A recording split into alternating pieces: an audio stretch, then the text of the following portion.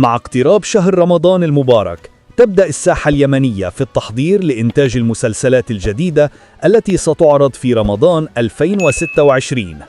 ومن بين الأعمال المنتظرة يبرز مسلسل دروب المرجلة الذي حقق نجاحاً كبيراً في الموسمين السابقين، وجذب إعجاب الجماهير في اليمن وخارجها.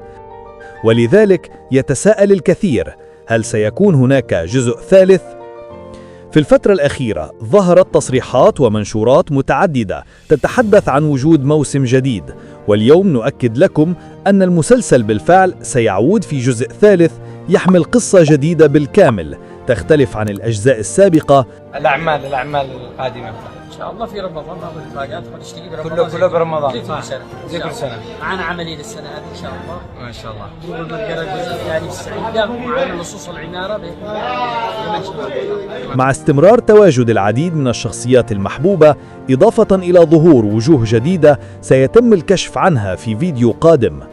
الشخصيات التي أكدت مشاركتها في الجزء الثالث: زيدون العبيدي، ناصر العنبري، أشواق علي، غيداء محمد. أما الفنانة هادي المانع فلن تشارك هذا العام بسبب وجودها خارج اليمن، لكنها ستظهر في مسلسل يمني آخر خلال رمضان. والجزء الثالث معهم، بس أنا ما هلنيش فيه. وأسمع حد يقول هادي المانع تم استبعادها من دروب المرجلة.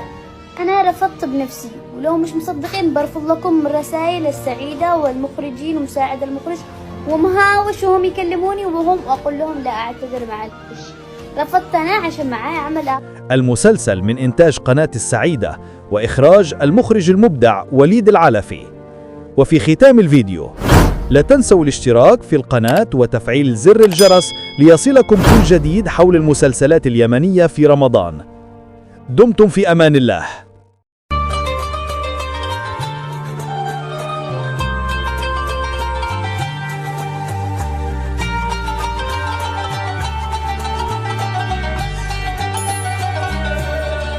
رمضان كريم.